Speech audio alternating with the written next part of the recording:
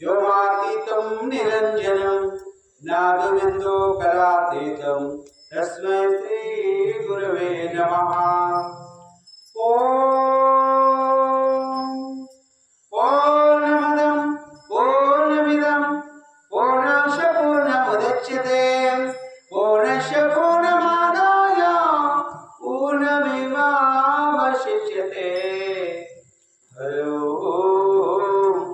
शांति शांति शांति।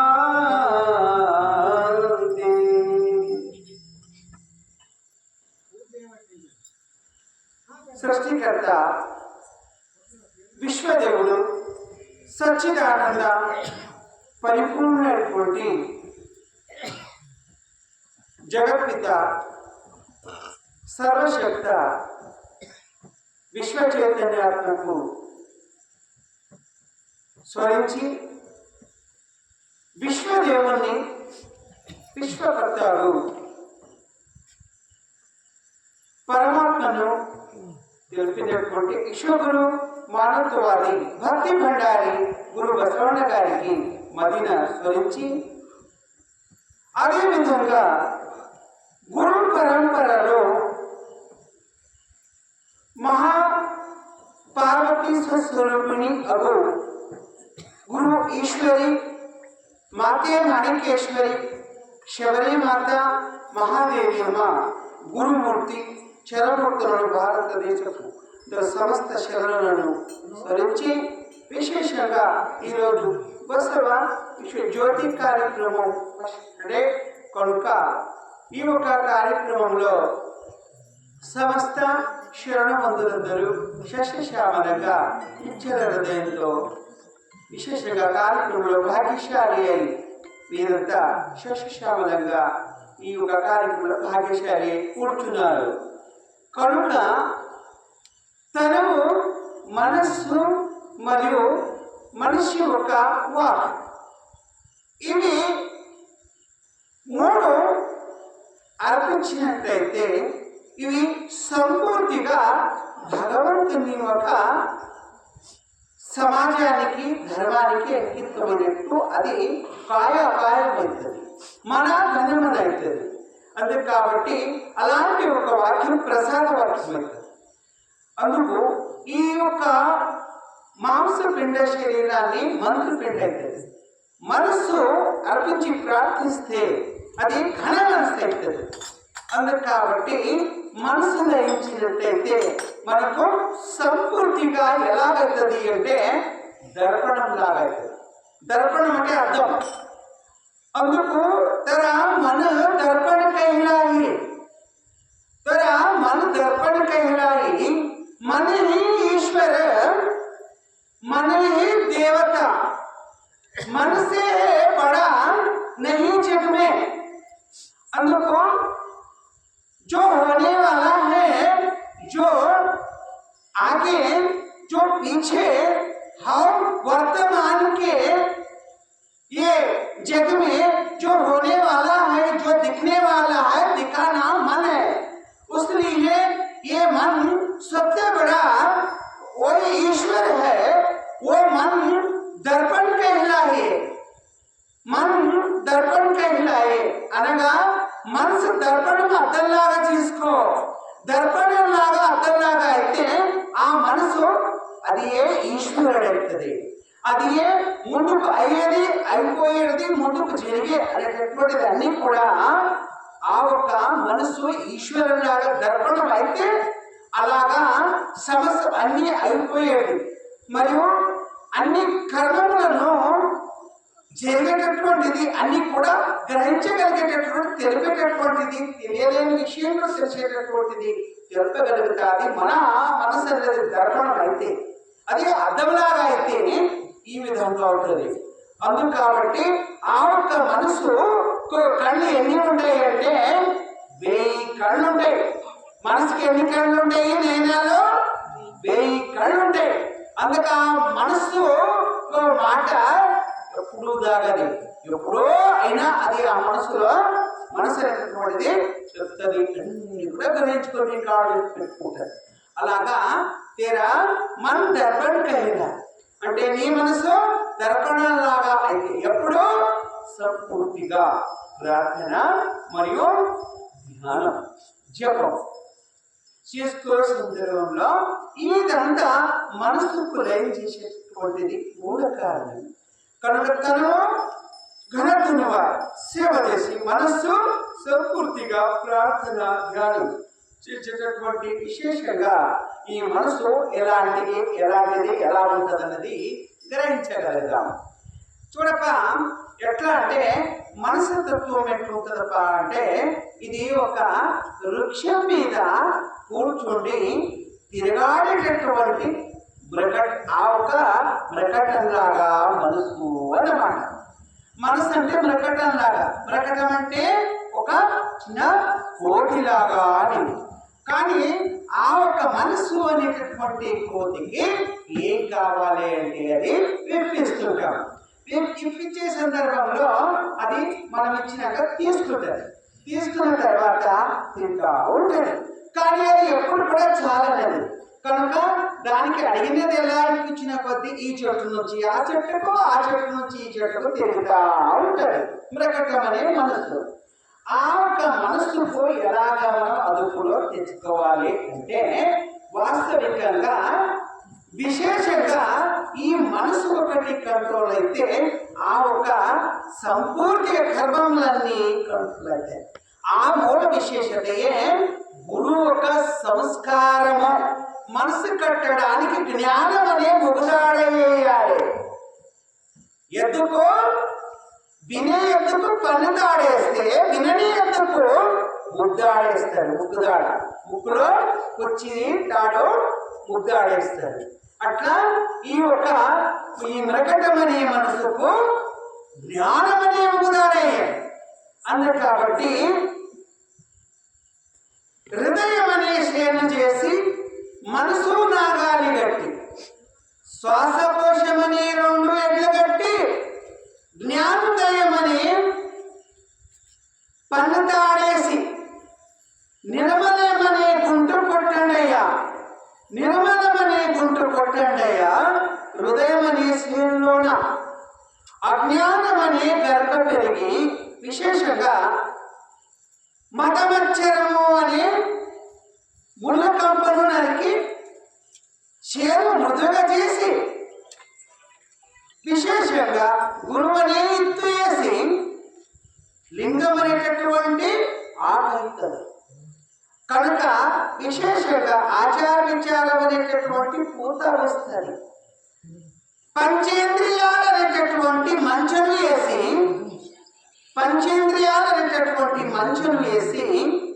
చంచలమనే పక్షులను కొట్టండియా, చంచలమనే పక్షులను కొట్టండియా, చంచలమనే పిట్టలను పక్షులను కొట్టండియా.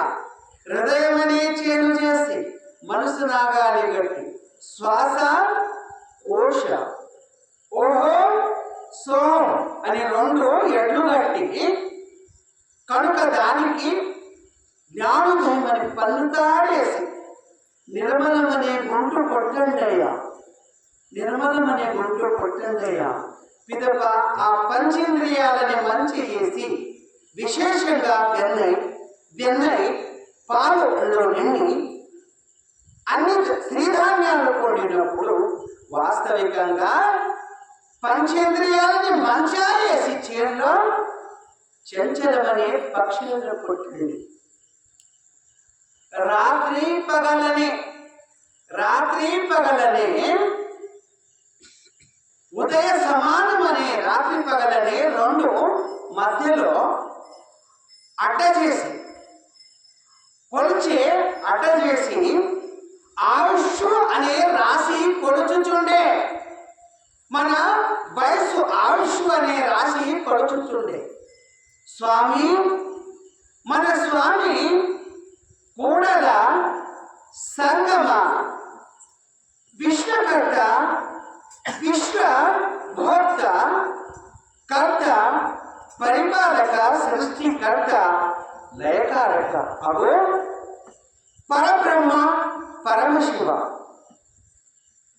విశ్వదేవుడు అగు చంద్రమల్లికార్జున చెన్నమల్లికార్జున తలచిన పుట్టు సావు అనేది ఉండదయ్యా, పుట్టు సావు అనేది ఉండదయ్యా. తలచినట్టి కొలిచినట్టి బసవేశ్వరుడు, అక్క మహాదేవి, అల్లమ ప్రభుదేవుడు, గుహేశ్వరుడు తలచిన పుట్టు సావు ఉండదయ్యా. కపిల సిద్ధ మల్లికార్జునుడు తలచిన పుట్టు సావు ఉండదయ్యా అనే మాట శరణులో అంకిత నామాన్ని ముద్ర వేశారు. దేవుడు జగత్తుకు ఒకడే, పేర్లు అదే అనంతం, సహస్రాలు అనంత కోటి. కనుక ఉన్నవాడు జగత్తుకు ఒకడు. కనుక అది రూపం లేనివాడు. దేవుడు అంటే రూపం లేనివాడు. కళ్ళు, ముక్కు, కాలు, చెవులు, అవయవాలు లేనివాడు, తల్లి తండ్రి లేనివాడు. కనుక సమస్త సృష్టిని సృష్టించి పరిపాలించి లయింపజేసుకునేటటువంటి దివ్య శక్తి, మరి సమస్త భూమండలం, ఖగోళం, భూగోళం, సమస్త బ్రహ్మాండం నడిపించేటటువంటిది దేవుడు విశ్వదేవుడు అని, విశ్వాత్మ అని, విశ్వ చైతన్యాత్మక అని, నిరాకరుడని, నిరంజనుడని, నిరామయుడని, సునీలమని, దుర్దర్శనమని, దామోదర, దర్శక, విశ్వరూప, హిరణ్య గర్భ, జ్యోతిస్వరూప అన్నారు. ఆయనకి డివాన్ లైట్ అన్నారు, సుప్రీం గాడ్ అన్నారు. కనుక ఆయన జగత్పిత, జగత్కర్త, సర్వశక్త, జగము రచించే తండ్రివి నీవే, సొగసుగా లాలించే తల్లివి నీవే. అందుకు కనుక విశేషమైనటువంటి దేవుడు జగత్తు ఒకడైతే దేవతలు అనేకమంది. కనుక దానిలో ఋషి పరంపర వీళ్ళందరూ శరణులు, సంతులు, మరియు దేవతలు ఎలా వస్తారు. కనుక విశ్వం అనేది ఒకటే. దానిలో ఖగోళాలు, భూగోళం అంతమంది ఉంది. నది, నదములు, కనుక భూచరములు, మరియు ఈ యొక్క కనిపించిన వృక్షములు, మృగములు, పక్షులు, కింపురుషులు, కిన్నెరలు, గరుడులు, కనుక అనేకమైనటువంటి రకరకాలుగా ఈ మానవులు, మృగాలు అనేటటువంటి ఈ యొక్క విశేషంగా అనంత ఔషధములు, మరియు స్త్రీ భండారాలు, రకరకాలుగా ఈ యొక్క బ్రహ్మాండం, దీనిలో పంచభూతాలు, ఇది భూగోళం. ఇలాంటి భూగోళం అనంతం ఉంది. ఇక్కడ మానవులు ఉండేటటువంటి భూగోళం భూమి. ఈ భూమి మీద విశేషంగా ఈ యొక్క 1, 2, 3, 4 దాకా 84 లక్షల ఉత్తమమైంది ఒక మానవ 4 రకాలు విభజించబడింది. దానిలో పిండజ 21, అండజ 21, ఉద్భజ 21, నృగజ 21. మొత్తంలో టోటల్ 21, 21, 21, 21. మొత్తం టోటల్ వస్తే 84 లక్షలు. 84 లక్షలు. అందుకు కాబట్టి విశేషంగా ఇంత విశేషమైనటువంటి ఆ యొక్క జీవనము, ఈ యొక్క మానవ జీవనం అనేటటువంటిది విశేషమైనటువంటి దానంలో 84 లక్షల జీవరాశులలో ఉత్తమమైంది. ఏనుగు నుంచి ఎలక దాకా పిండతత్వంలో మనిషి, పిండతత్వంలో మనిషి అండలో ఉత్తమమైనది. కనుక ఇది పిండతత్వంలో 21 లక్షలు వస్తుంది. పిదప అండజ, గుడ్డులో తయారయ్యేటటువంటి పక్షులు, కొన్ని ప్రాణులు, ఇది 21 లక్షల్లో వస్తుంది. మరియు జలజ, జలజ అంటే జలచరంలో, జలంలోనే ఉత్తమమైన జలంలోనే జీవిస్తాయి, ఒకటి జీవించవు. కనుక ఇవి 21 లక్షలు. కనుక ఈ భూమి మీద మొదలెత్తి వృక్షాలు, పండ్లు, ఫలాలు అయ్యేటటువంటి 21 లక్షలు రకం. 21 లక్షల రకం. టోటల్గా 84 లక్షల రకాలు. 84 లక్షల రకాలు జీవ, జంతు, వృక్షములు, పక్షి, ప్రాణి. దీని మొత్తంలో టోటల్ లెక్క పెడితే $కోట్లు. డాలర్ల కోట్లు. కనుక ఇంత విశేషమైనటువంటి బ్రహ్మాండం.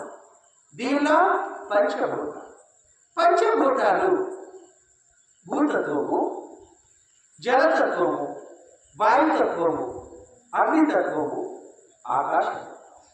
ఈ 4 తత్వాలు సమిళనమై ఆకాశతత్వం తనలో తానుండి కూడా లేనట్టు అన్నీ దాచుకునేది తత్వం, ఆకాశతత్వం, లింగతత్వం. సమస్త దేవి దేవతలు, ఋషి ముని, సమస్త బ్రహ్మాండమంతా తనలో దాచుకునేటటువంటి నిరాకార నిర్గుణమంటూ పట్టబై. ఇది మాయ, ఇది విశేషమైనది. ఈ ఇంట్లో చిన్న చిన్న ఇల్లు, చిన్న చిన్న ఊరు, చిన్న చిన్న గ్రామాలు. కనుక ఇలాంటి భూములు అనంతం ఉంటాయి.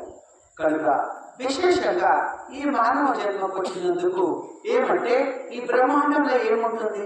అది అంతా ఒక మనిషిలో ఉంటుంది. మనిషిలో ఏముంటుంది? బ్రహ్మాండంలో ఉంటుంది. అందుకు ఆ ఒక గోచర తత్వాన్ని తెలిపేటటువంటిది ఈ యొక్క పిండంలో ఉండేటటువంటిది. వాస్తవికంగా గురువు ఒక ముఖాంతరం. గురువు అంటే ఏమి? గురువు అంటే అజ్ఞాన అంధకార చిమ్మన చీకటి. ఈ చిమ్మన చీకటి నుండి దూరంగా ఉండేటటువంటిది, దూరం చేసేటటువంటిది అజ్ఞాన అంధకారాన్ని పటాపంచం చేసేటటువంటిది రూతత్వం, వెలుగుతత్వం, ప్రకాశతత్వం. రూతత్వం రెండు ఈ యొక్క అక్షరాలే గురువు అని అర్థం. గురువు అని అర్థం.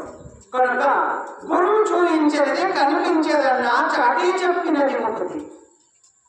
వేద శాస్త్రము చదివిన నేమి 18 పురాణాలు తెరవేసినది. ఎప్పుడు దొరుకునయ్యా ఒకటి, జీవితం అంత గడిచేది ఒకటి. గురువు చూపించేది కనిపించలేదయ్యా, చాటి చెప్పినది ఒకటి.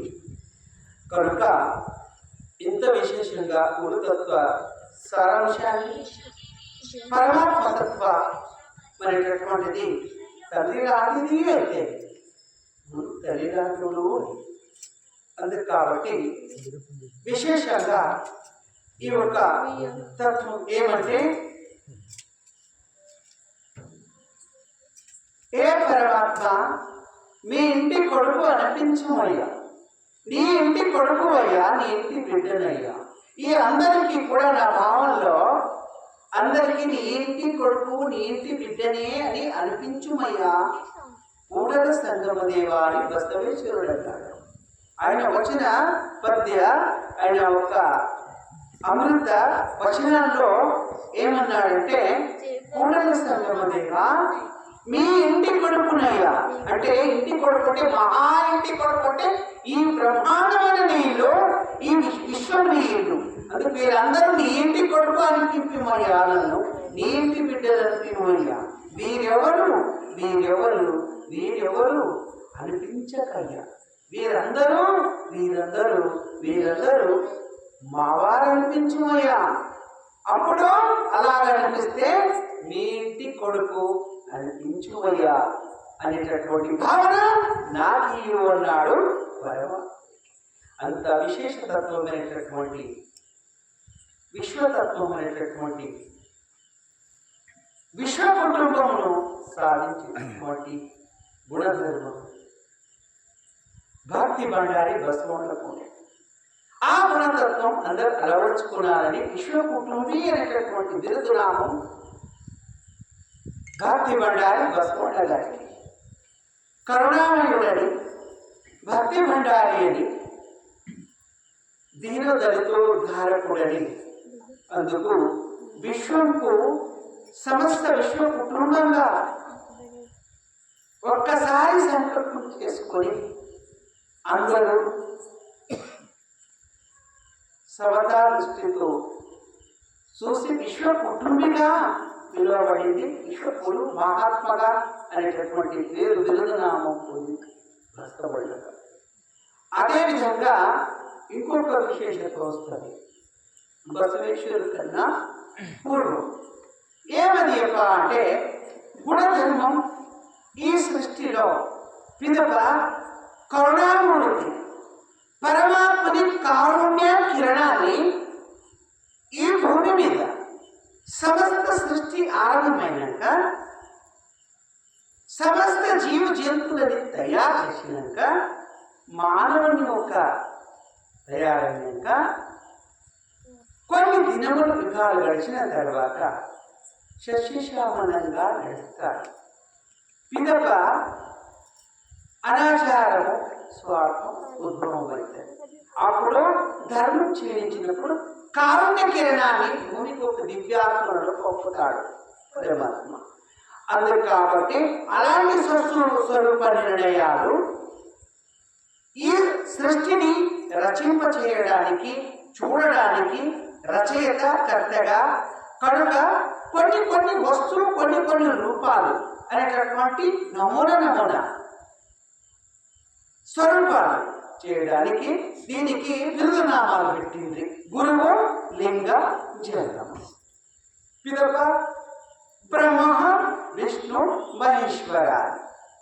కనుక దీని బ్రహ్మ అంటే 4 తలాలు 5 తలాలని, అది వేదాలు అని. పిదప 5లో ఒక తీసేస్తే 4. ఆ బ్రహ్మ నుండి లాస్ట్కు తత్వం ఏడాది వస్తుంది. అది చెప్ప అంటే విశేషంగా ఇప్పుడు కలికి దాకా వస్తుంది దశావతారం. ఇది వాస్తవిక బ్రహ్మ నుండి అవతార పురుషుడు రాముని దాకా వస్తుంది, కృష్ణుని దాకా వస్తుంది. కలియుగంలో పిదప అవతార పురుషుల బుద్ధుని దాకా వస్తుంది. ఏమని అంటే హింసో పరమో ధర్మ వర్తమాన మహాలు. లాస్ట్కి గురు బసవణ దాకా వస్తారు. ఇప్పుడు ఇంకొకటి ఉంటాడు లాస్ట్ వీరబ్రహ్మేంద్ర స్వామీజీ. ఆయన ఒక లాస్ట్కి ఏం చెప్పిపోయాడు అంటే ఏమని అంటే అయ్యేది అయిపోయేది ముందుకు జరుగుతుంది అనేటటువంటిది భూత భవిష్యత్ వర్తమాన అనేటటువంటిది తెలిపిపోయినాడు. కనుక ఆయన ఒక అవతార పురుషుడు.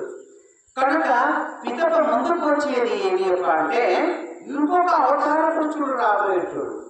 కనుక ఆయన ఇప్పుడే కాదు, కనుక అనంతమైనటువంటి యోగి పుంగవులు, మహాత్ములు, సిద్ధ పురుషులు, అనుభావులు ఇంకా ఈ కలియుగానికి రక్షింప చేయడానికి స్తంభంలాగా ఉంది. కొందరు కనిపిస్తే కొందరు కనిపించకుండా భూగ్రహంలో భూమిలో ఉంటుంది తపస్సులు.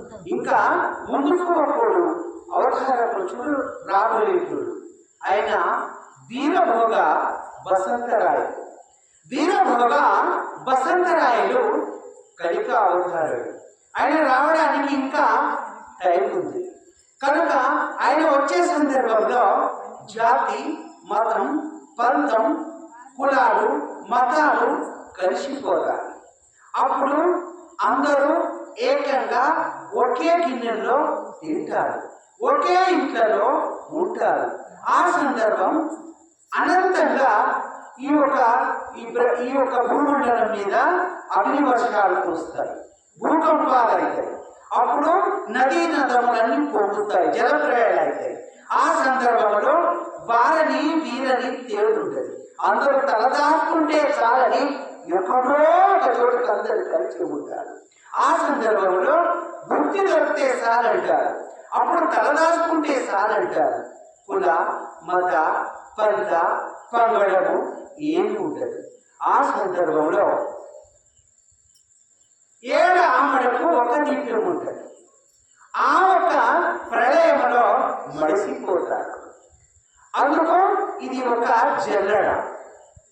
భూమి మీద రాశి ఎత్తే ఎట్లా జల్లడ బట్టి ఎగవస్తామో ఆ విధంగా గట్టి ఎత్తు కిందికి పడి తాను పోయినది దుసి అంత దూరం పడతారు. ఎట్లనో ఈ ప్రళయం అనేటటువంటిది ఒక మహారాశి.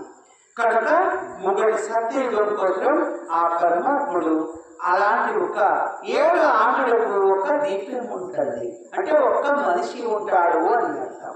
ఈ సత్యయుగం కోసం ఆయన ఆ ఇతనాలుగా ఏర్కొని పెట్టుకుంటాడు. అందుకని ఆచారము, విచారము అనేటటువంటి భక్తి అయి ఆ ఒక ఆమెకు ఒక జ్యోతి అంటే అలాంటి వాడు విత్తనాలకై ముందుకు ఆయన నాటుకుంటాడు. కనుక ఇంకా చాలా దినం ఉంది. అంతవరకు మీరు మంచి విత్తనాలుగా తయారయ్యేటట్టు ఆ ఒక పరమాత్మని ఇంటి కొడుకుగా ఇంటి విద్యగా అలాగ తయారయ్యేటటువంటి గుణధర్మం ఎలాంటి దిగ్గాత్మలుగా ఆ సాధనాత్మక శరణాత్మక మీరు అయితే ముందుకు మీరు కూడా సత్యంలో ఆ ఒక కలికి పుష వీరభంగ వసంతరాయ సన్నిధిలో మీరు కూడా ఉండేటటువంటి దివ్యాత్మలు చూడండి. అప్పుడు బసవేశ్వరుని కాలంలో రామరాజ్యంలో కృష్ణ రాజ్యంలో మరియు ఈ యొక్క బసవేశ్వరుని రాజ్యంలో కనుక ఎవరెవరు ఉండరో వాళ్ళు అలాగా ముందు కూడా అలాంటి ఆత్మలు ఈ యొక్క శరీరాలు వేరే వేరే రూపంలో ఉన్న ఇలాంటి ఆత్మలే అలాంటి సభలో కూర్చుంటాయి, పాల్గొంటాయి.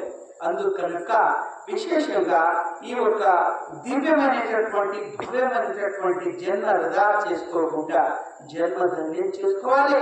ధర్మ కార్యక్రమం దైనిక కార్యక్రమంలో మనం తనువించి మనసిచ్చి ధనమిచ్చి ముందుకు అభివృద్ధి అయి ధర్మం రక్షితో రక్షిత అన్నట్టుగా ధర్మంలో మనం రక్షిస్తే ఆ ధర్మం మనల్ని రక్షిస్తుంది అనేటటువంటి మాట గ్రహించగలగాలి. జ్యోతి ప్రజ్వలన చేసి జ్యోతి వెలుగులో యావత్తు కూడా గ్రహించగలుగుతాం, కనిపించగలుగుతుంది. చిమ్మని చీకటి ఉన్న చోట జ్యోతి వెలిగిస్తే ఆ జ్యోతి ప్రకాశంతో ఏ విధంగా ఆ చిమ్మని చీకటి దూరం అవుతుంది, ఆ ప్రదేశంలో ఏమున్నది ఎట్లా కనిపిస్తుందో అట్లా ధర్మం రక్షితో రక్షిత అన్నట్టుగా ఆ ధర్మాన్ని మనం రక్షిస్తే ఎలాంటి ధర్మం అంటే దయగలది ధర్మం. అందుకే కాబట్టి ప్రేమ శాంతి అనేటటువంటి సత్య ధర్మ ప్రేమ శాంతి అనేది 4 స్తంభాలు. కృత త్రేత ద్వాపర కలియుగం. కనుక ఈ యుగంలో ఈ సత్య ధర్మ ప్రేమ అనేది తగ్గి ఒంటి కాలు మీదనే ధర్మం నిలబడింది. అందుకు అది ఒక స్తంభము లేక ఒక కాల లేకపోతే ధర్మం వినాశ అవుతుంది. అంతే కాబట్టి ఆ ధర్మం కోసం పరమాత్ముడు దివ్య పురుషునిగా మానవ రూపంలో అవతారమూర్తిగా మనుషుల్లాగా ఉండి అవతరించి ధర్మములు రక్షించి ధర్మాత్మదిగా మానవుని మాధవుగా పరమాత్మది వైపుకు ప్రయాణం చేసేటటువంటి మార్గదర్శనం ధర్మబోధ మహాత్ముల సందేశం ఇది. జగత్తుకి ఇచ్చినటువంటి అమృత వాక్యం ఇది. కనుక ఈ ఒక అమృత వాక్యమును గ్లోరీ తమ జీవనమును పావనం చేసుకోవాలి. పావన పురుషుడు శ్రీరాముని జన్మ అనేటటువంటి రహస్యతత్వం రామ నవమి అది రేపు